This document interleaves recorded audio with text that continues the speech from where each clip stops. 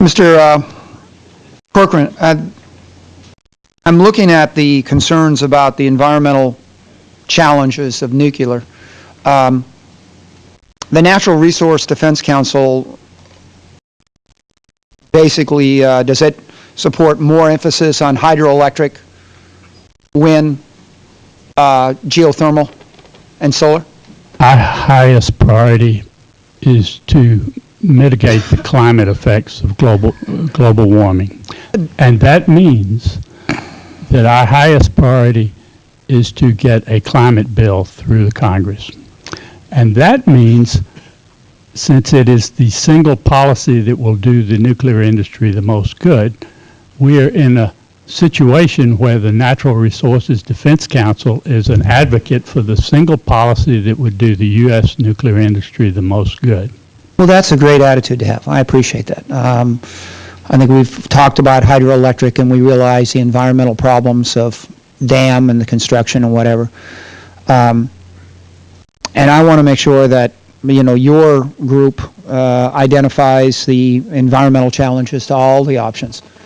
We do, and we have programs across the board to internalize the externalities associated with all of these energy technologies. When you Coal, nuclear. Wind, solar, and geothermal seem to appear to be a very small environmental footprint. Wouldn't you agree, in at least first appearances? Yes. Can you articulate at all the unseen environmental impacts of those three choices? Well,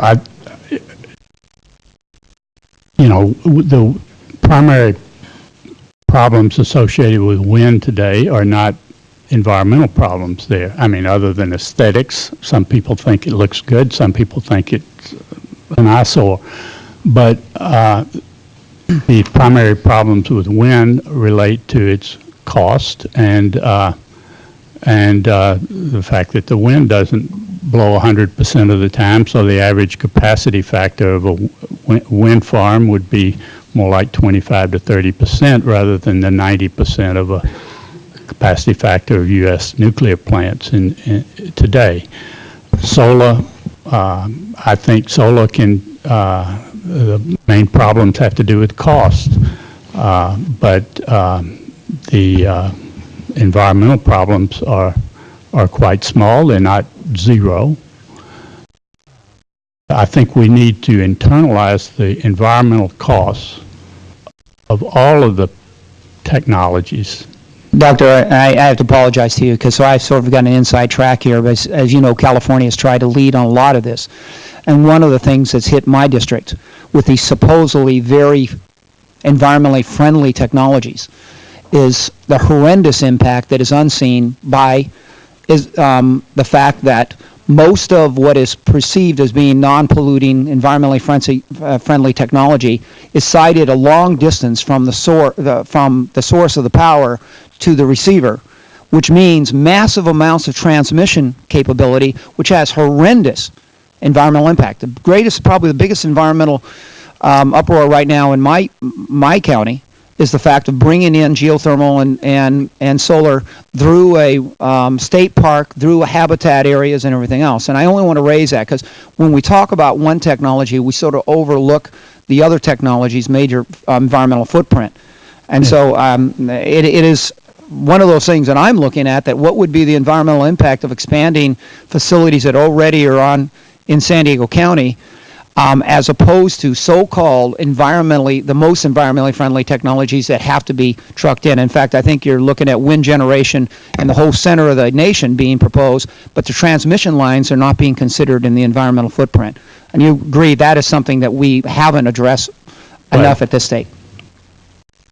You mentioned, for example, transmission lines. That's also a problem for nuclear plants. It's a problem for importing electricity from the Palo Verde's. But you do agree that nuclear has the capability of being sited where plants are already sited and using existing facilities, as opposed to wind, solar, and geothermal are really site-specific, limited to certain locations that have to be sited at those places, and thus the transmission lines tend to be new and easements being increased.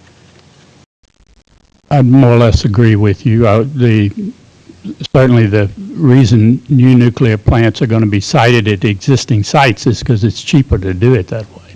Well, and it's environmentally usually, it reduces the environmental footprint. Sure. Admiral, 1978, I was a 27-year-old mayor down along the border, and the whole issue of the U.S. nuclear industry shifted right out from under our feet. Could you explain what has happened with that industry in the last 30 years, and is it currently in a good shape? Well, there are certainly people at the table that can address this more directly than I can, but I'll tell you what I see from my vantage point, and I see a much more mature industry that has learned how to deal with the complexities and challenges associated with its technology, a regulatory regime that has developed and matured, and so it operates, very, very well. I think last year, and Marilyn can correct me, but I think the capacity factor of the nuclear plants in the U.S. was 91.7%.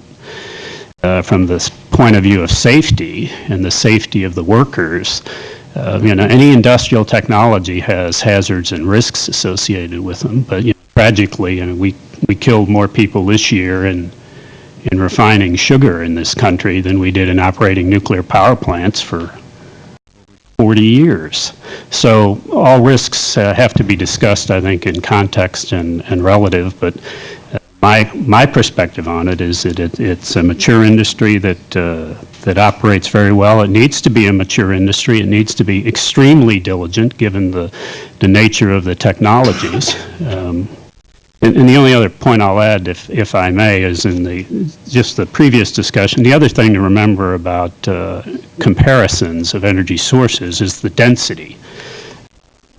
Nuclear energy provides base load power, so it's a large concentrated energy source with hazards and risks associated with it. Distributed energy sources have other issues, including the complexity, including the scalability, and there's no free lunch. If we want large amounts of energy, then there are going to be costs, risks, benefits associated with them, and we have to look at all of them and do that type of comparison, I think, to make the best choices. Thank you, Mr. Chairman. Mr. Bilbray. Chair, I now recognize Representative McNerney.